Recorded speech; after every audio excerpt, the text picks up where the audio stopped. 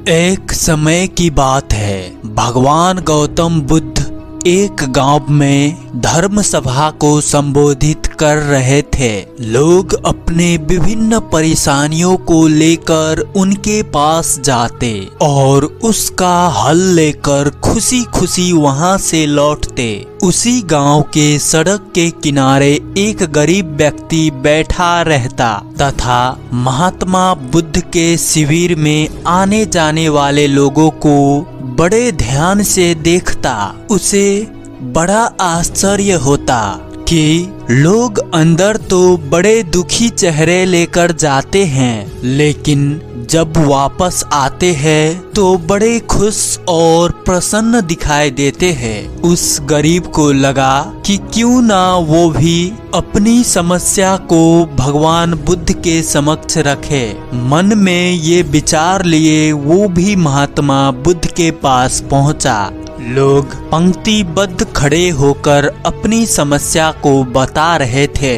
जब उसकी बारी आई तो उसने सबसे पहले महात्मा बुद्ध को प्रणाम किया और फिर कहा, भगवान, इस गांव में लगभग सभी लोग खुश और समृद्ध हैं, फिर मैं ही क्यों गरीब हूँ। इस पर उन्होंने मुस्कुराते हुए कहा, तुम गरीब और निर्धन इसलिए हो क्योंकि तुमने आज तक किसी को कुछ दिया ही नहीं। इस पर वो गरीब व्यक्ति बड़ा आश्चर्यचकित हुआ और कहा, भगवान, मेरे पास भला दूसरों को देने के लिए क्या होगा। मेरा तो स्वयं का गुजारा बहुत मुश्किल से हो पाता है।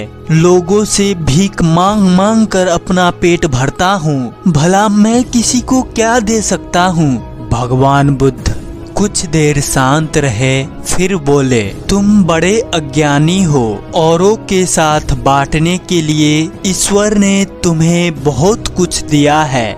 मुस्कुराहट दी है जिससे तुम लोगों में आशा का संचार कर सकते हो। मुख दिया है ताकि लोगों से दो मीठे शब्द बोल सकते हैं, उनकी प्रशंसा कर सकते हो। दो हाथ दिया है, लोगों की मदद कर सकते हो। ईश्वर ने जिसको ये तीन चीजें दी है वो कभी गरीब और निर्धन हो ही नहीं सकता।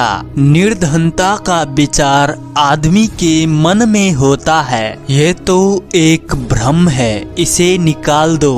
कभी निर्धनता का भाव उत्पन्न ना होने दो, गरीबी अपने आप दूर हो जाएगी। भगवान बुद्ध का संदेश सुनकर उस आदमी का चेहरा चमक उठा और उसने इस उपदेश को अपने जीवन में उतारा, जिससे वो फिर कभी दुखी नहीं हुआ और अपने जीवन समृद्धि के साथ जिया। तो दोस्तों, इस कहानी से हमें यही सीखने को मिलता है कि हमें जीवन में समृद्ध और सुखी बनाने के लिए केवल ये तीन चीज काफी होती है, मुख, वाणी और हाथ। इसके जरिए हम कुछ भी कर सकते हैं तथा जीवन में समृद्ध भी बन सकते हैं। सभी कहानियाँ देखने के लिए कृपया हमारे चैनल को लाइक, शेयर और सब्सक्राइब जरूर करें।